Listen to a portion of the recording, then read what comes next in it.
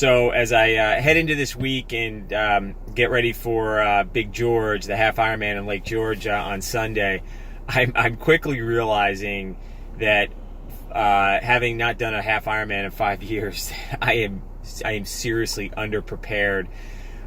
Not from a physical standpoint. I think I'll be fine during the race, but geez, I mean, just all the things you got to remember and do, and bike setup and everything. I'm starting to get a little nervous, and the week's going to come and go quickly, and I need to start getting ready for this race.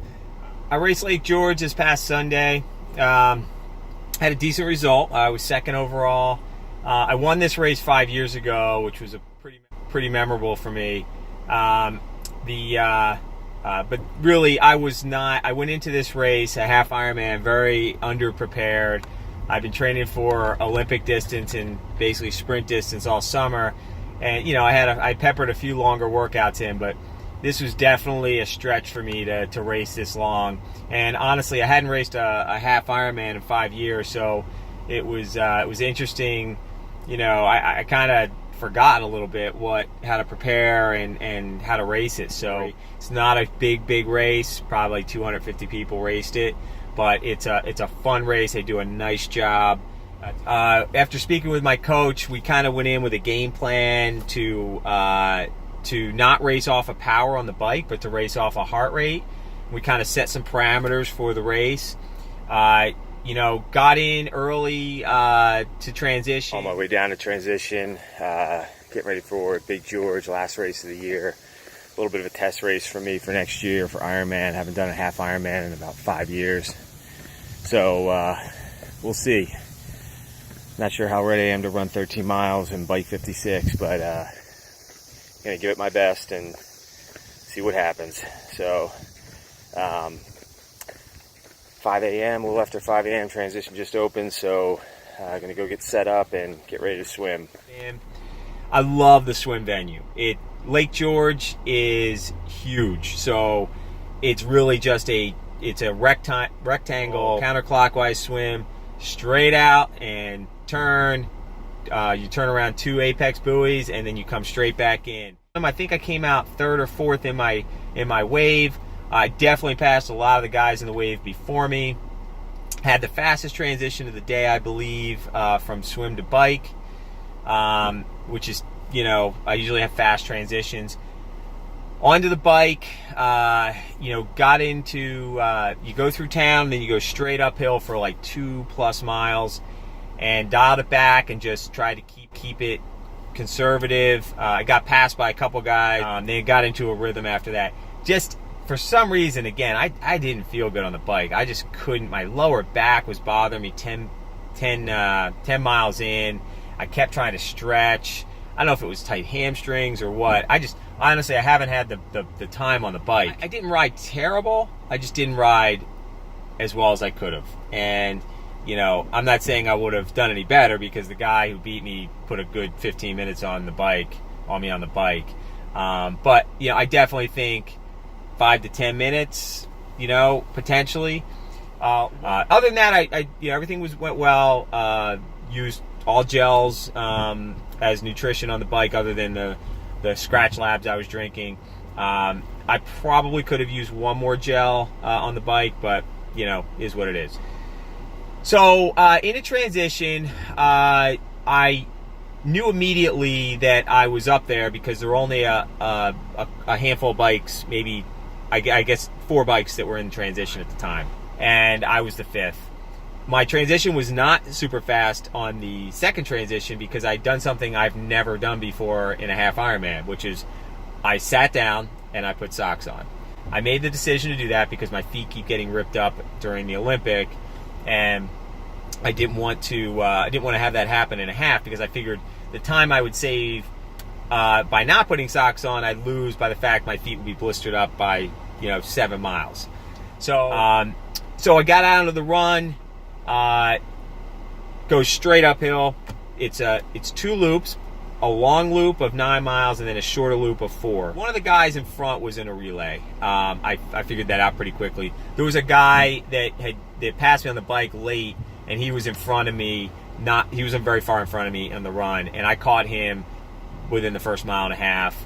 And I kept running. I asked how many guys were in front. I heard there were 3 guys in front of me. And I just said, you know what? It's hard to tell.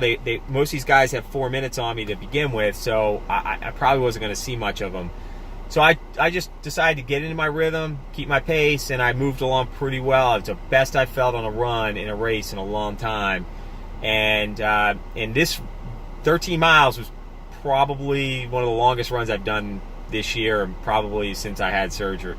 No, not probably. Since I had surgery, it's probably one of the longest runs I've done. I might have gotten 14 in, early in the season. So this was definitely a stretch for me. Anyway, I saw the leaders on the out and back. The one guy that won the race had a big lead.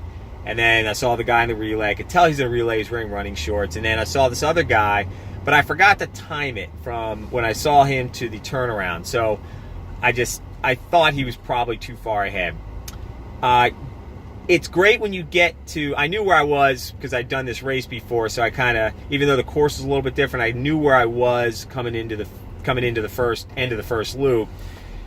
And when you turn, you have to go back up this hill, but you also know that you only have like 20 something minutes of running left because you're already at 9 miles. And so I thought I was like, this is great, and I was feeling pretty good. So I'm running, I get to the shorter out and back, and before I get to the turn, I see the guy that is in second place. And I quickly glanced at my watch.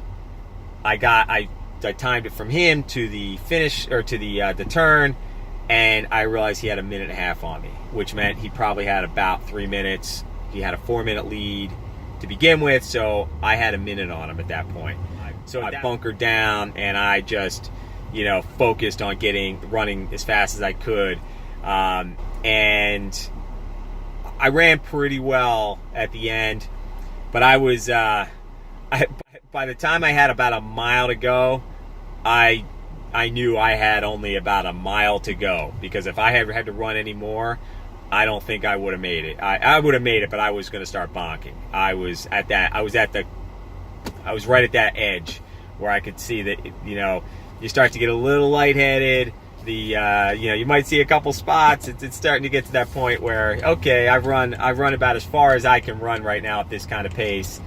So anyway, I wound up beating the guy. I wound up in second place, which was great. The guy who won was legit. He's a good racer. It's good results. I'm happy with that. What I'm disappointed with my bike. I think I should have biked faster, but I'm really happy with my run.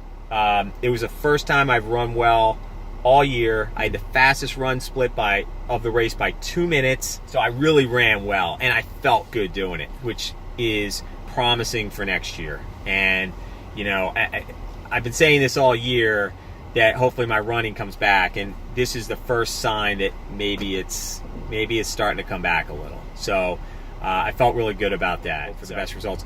Honestly, I was thrilled with second. So, good trip, good family trip. We had a good time, and now my race season has come to an end, and now it's on to a little bit of a break.